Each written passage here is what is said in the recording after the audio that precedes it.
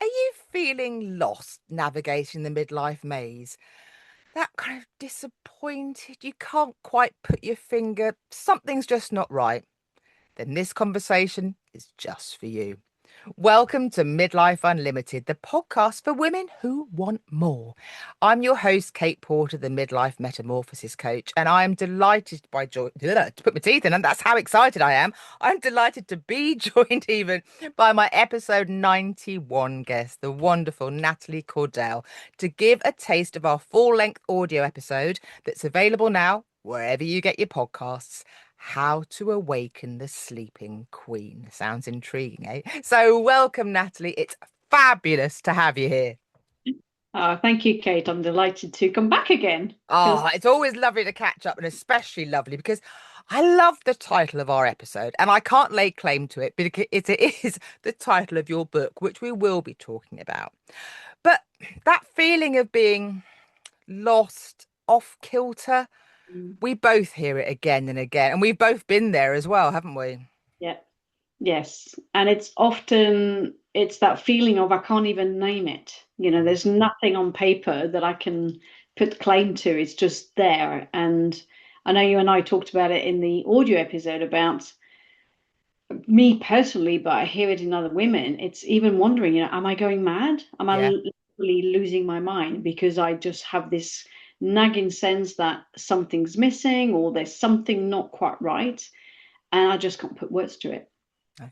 And that's why I'm so excited and delighted that you've joined me on Midlife Unlimited, because that's what it's all about. The more we have this conversation, the more we put it out there that you don't have to feel alone. Mm. We're in this together. And by sharing our stories and not top tips, but insights and lessons that we're learning, 'cause it's an ongoing process. Hopefully, there are going to be men and women tuning in thinking, that actually, yeah, I can resonate. I know someone who's feeling that way, or I'm feeling that way. Mm.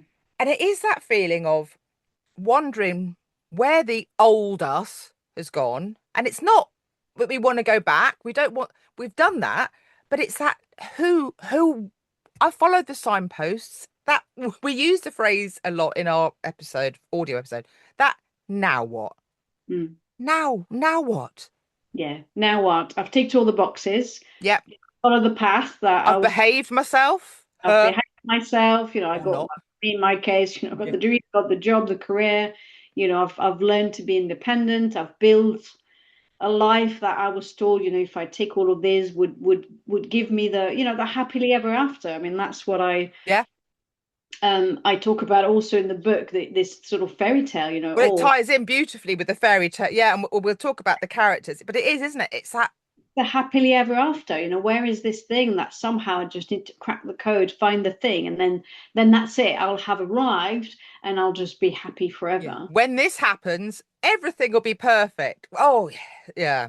Exactly. And it is a bit like the stick and the carrot. It's this feeling of like, you've just said it, I'll be happy when something happens then, and we keep looking for fulfillment outside of ourselves.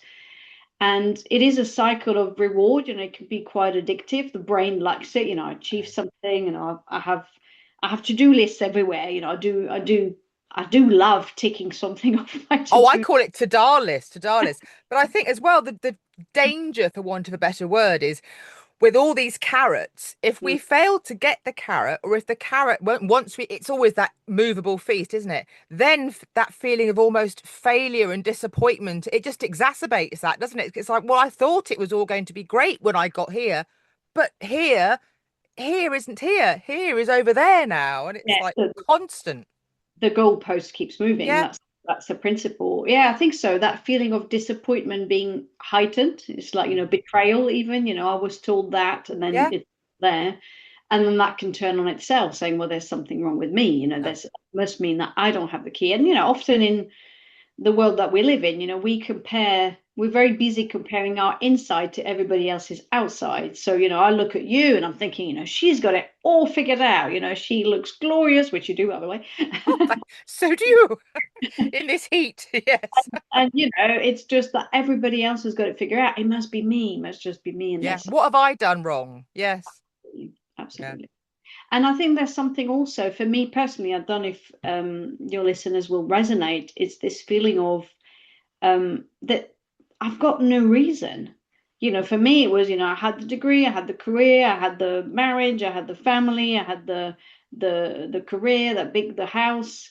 So it's like there was nothing, and I kept, in time, which I think is what drives us. There is life force in this feeling of achievement that's there to help us become independent, find our place in society and leave our parents' home. So, we need, it's not making that bad, Mm, but the drive to look for fulfillment outside of ourselves gets us to the point. Usually, if we are feeling this now, what is because we've ticked all the boxes. So, I know there's a privilege aspect to this conversation that I want to name, because the reality is, if we're still struggling to keep a roof over our head, to relate yeah. in the world, we don't even get to ask these big Oh no, questions. we're not trying to be frivolous. We're not trying to, no, we're not trying to downplay that it's blinking hard work to maintain everything. Yeah. Yeah.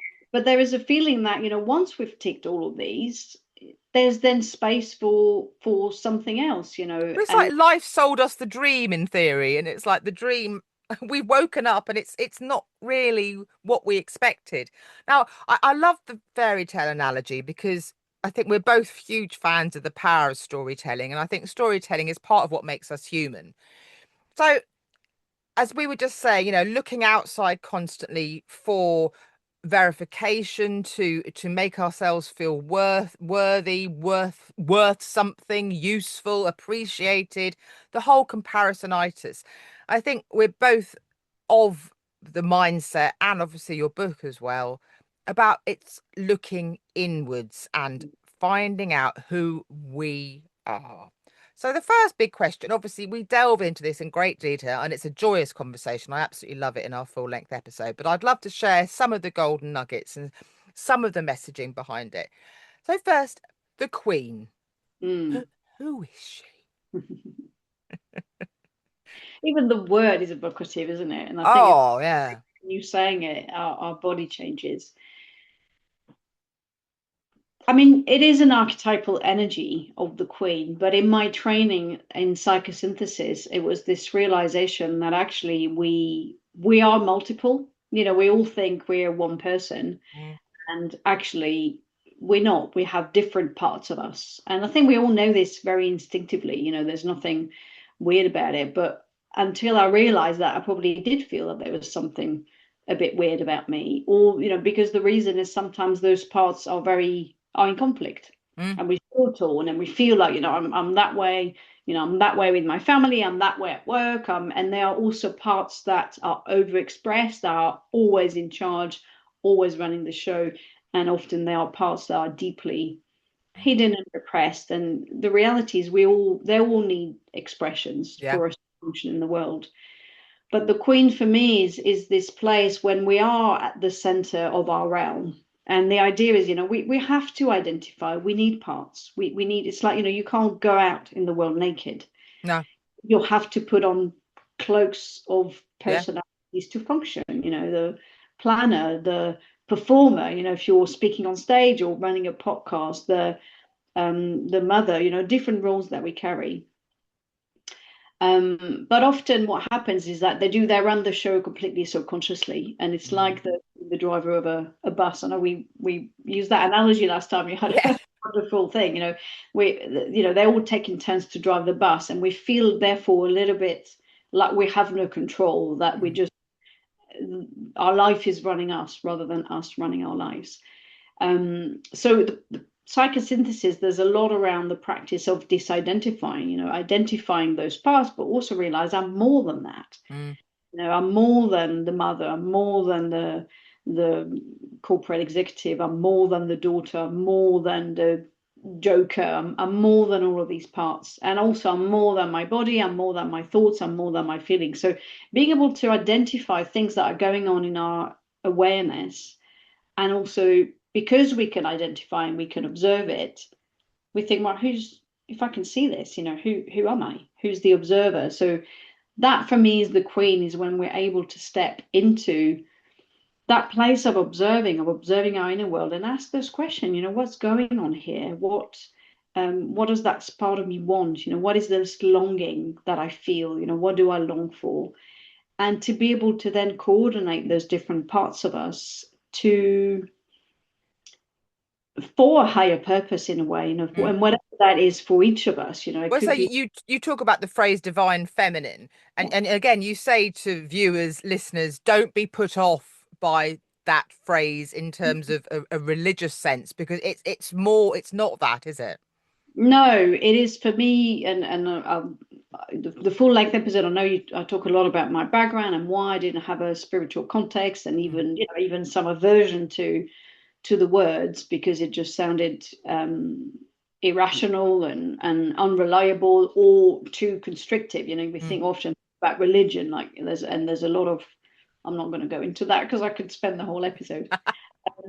But for me, it's very, the divinity, the spiritual is very in the here and now. Is that, that feeling that you have when you watch a sunset, when you Mm. watch a newborn baby, that when there's really deep moments of grace falls from the sky and suddenly you just see things in a different light, And that, connection as well, isn't it? That, yeah.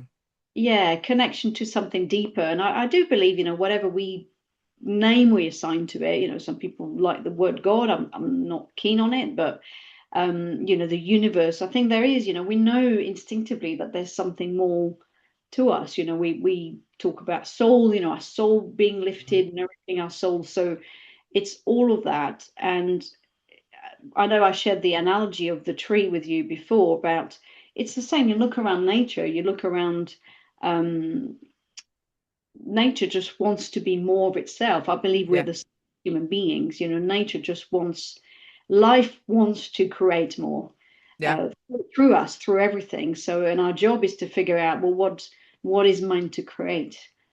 So for me, the divine feminine is inherently creative, and when we can be in our queen, and really take control of our inner realm, we then realize that actually I can create my own life.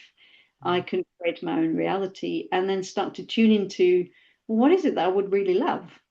Yeah. What do I long for? And life just suddenly becomes more rich, more fun, more exciting, more vibrant. I mean, it's really about tuning into, this life force that wants to come through us and what that might look like. But, before we get there,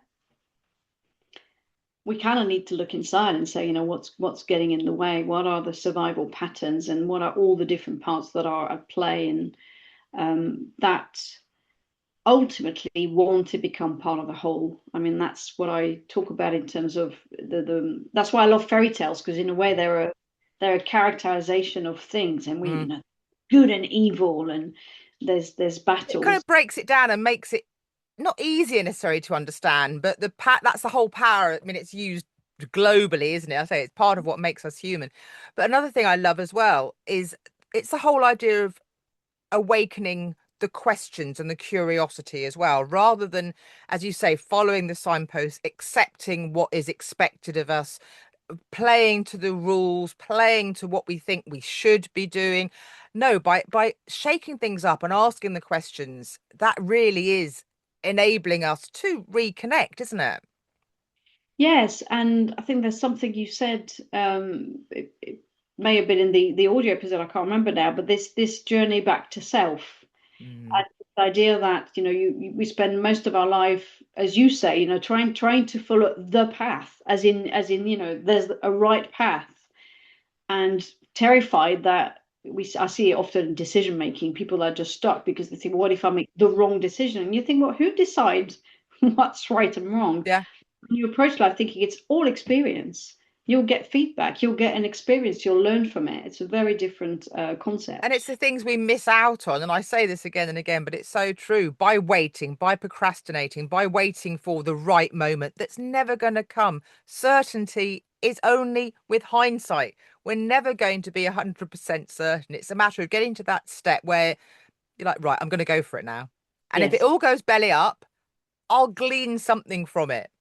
I What's the get worst? What's the worst that can happen? Bring it on. Yeah. Now what? As we say, we'll turn the now what to now what?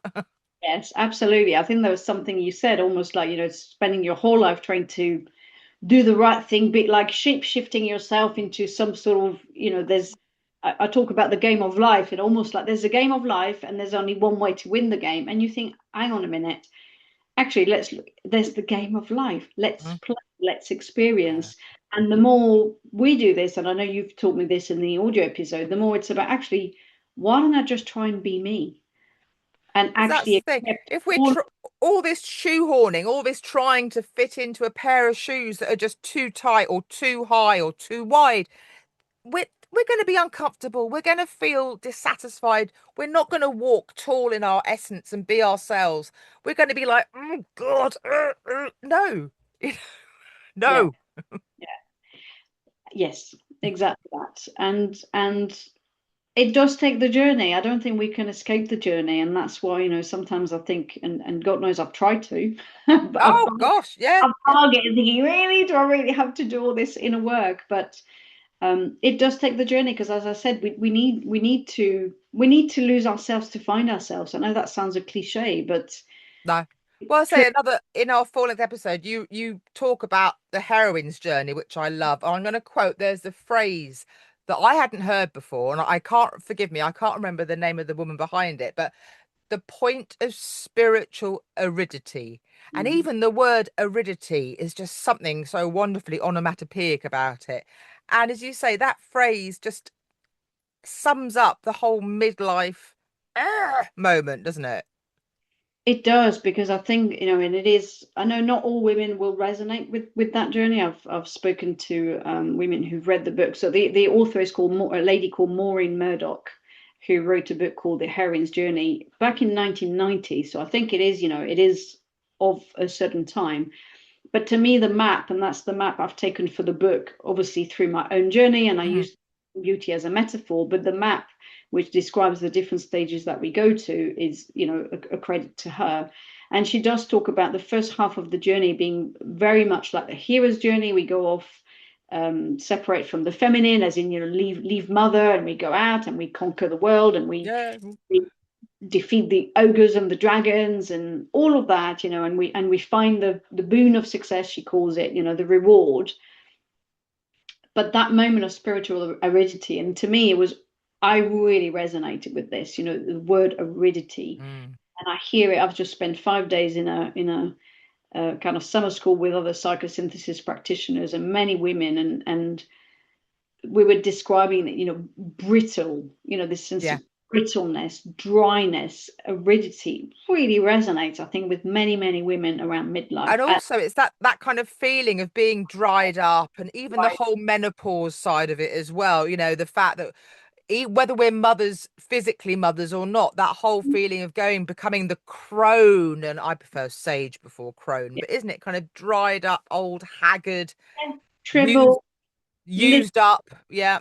yeah, shriveled, dehydrated, parched, and the longing. I mean, I think I felt it, but I know a lot of women feel it, which is why we don't have words for it, because they're not. Our modern society just think, hey, what, but it's a physical longing to reconnect with the feminine, being either other women, the earth, to literally get your hands dirty in something, in shaping, in this messiness. And we often think of the feminine as being the lovely, soft, mother-like, and actually there's a real, and whether it's, I don't know, like literally mixing ingredients, baking with your hands. I think there's Yeah. a real sense of, I just want to do something that's meaningful, that reconnects me to my life source. So I think Mm. for me, that's what it is. When we're disconnected from the feminine, we're disconnected from the earth, the water, our life force, which is inherently creative. And many, many women who, I mean, I'd love to. I know several men have bought my book, and I've always say I want to hear the male perspective because Yeah, come on. Any viewers, we're going to give your links in a minute as well, but we'd love your feedback. Absolutely. Go read it and comment here or drop Natalie a message as well. yeah, if they resonate, I believe they resonate, but maybe at a different level, maybe intellectual. I think with women, we feel it in our body. It's Mm. like an ache, a very deep ache inside.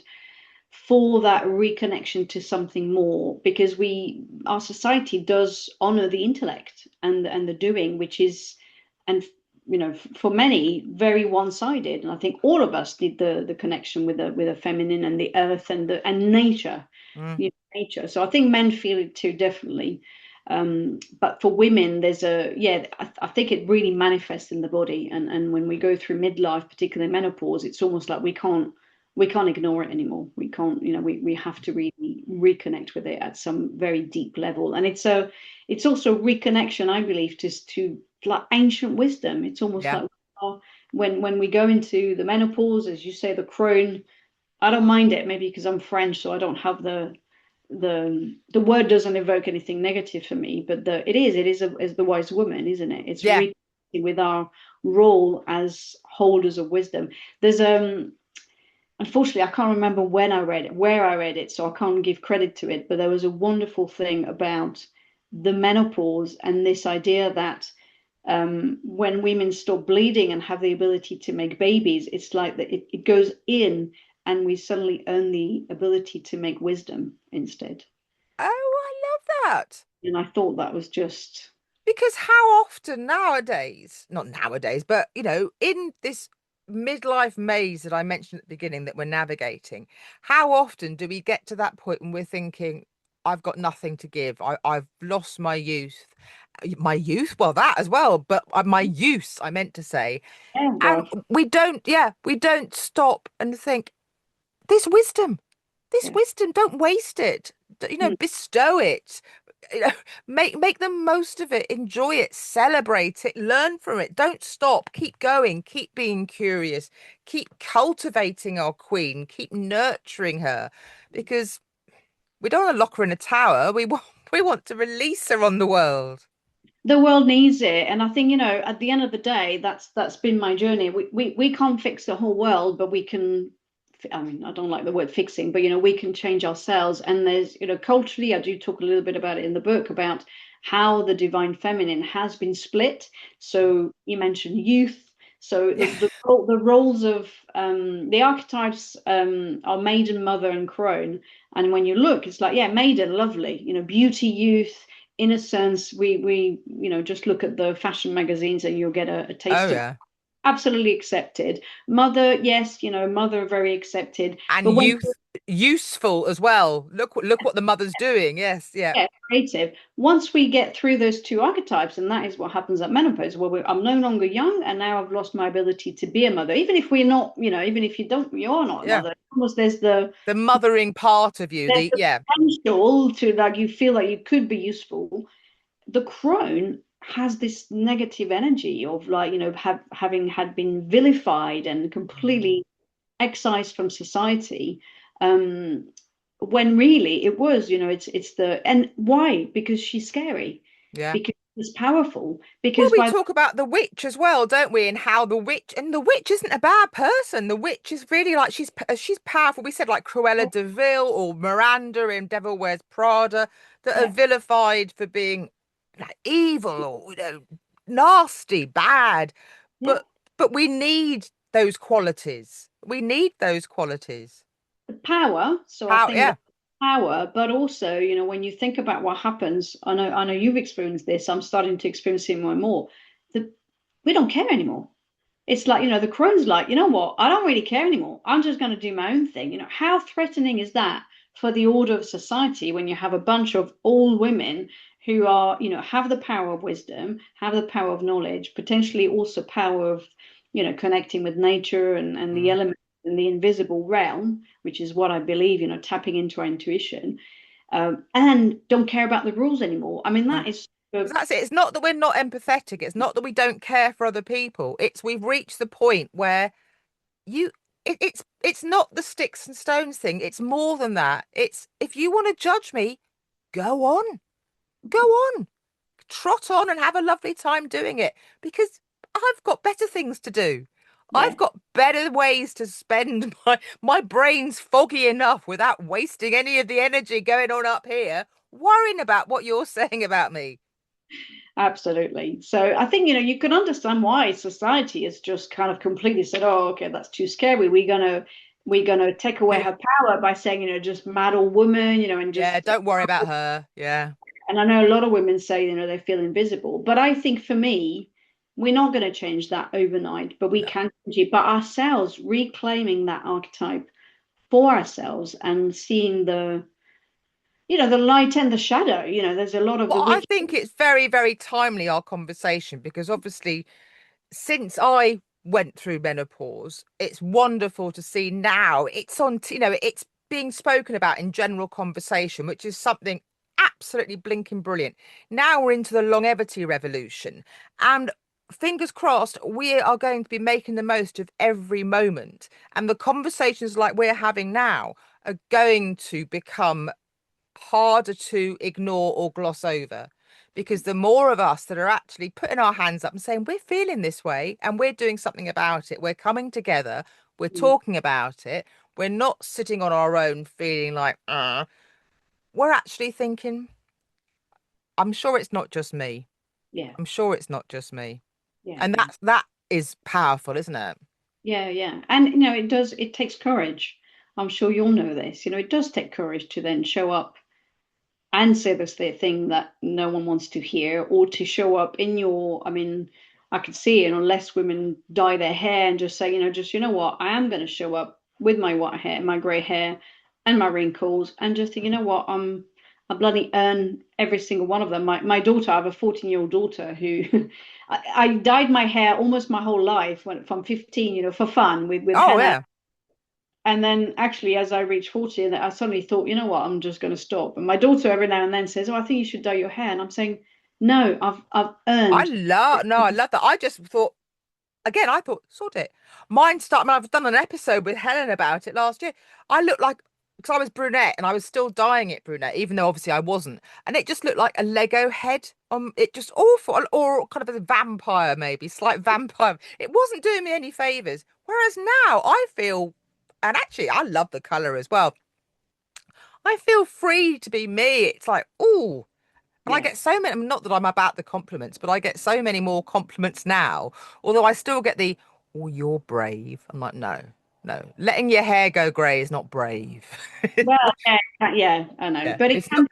be good to sort of stand out and just be proud of it. And to me, it's about that reconnection with the feminine, which I know is what you're doing through your podcast, and I'm involved with quite a lot of organizations who do the same. Is that reconnecting to one another as women? Because I Mm, think we've been isolated. We've been told that, oh yeah, women when they get together they're bitchy and they're this and they're mm, that.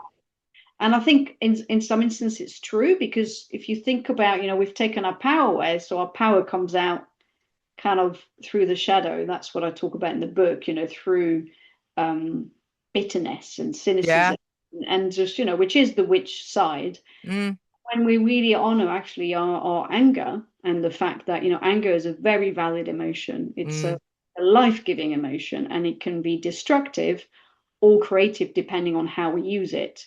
Um, that to me is one of the powers of women, to reclaim that anger and use it not against ourselves through self-criticism, not against others through judgment and bitchiness, but use it through actually as a creative fuel for whatever you want to do, whether it's courage, speaking up because I'm, yeah.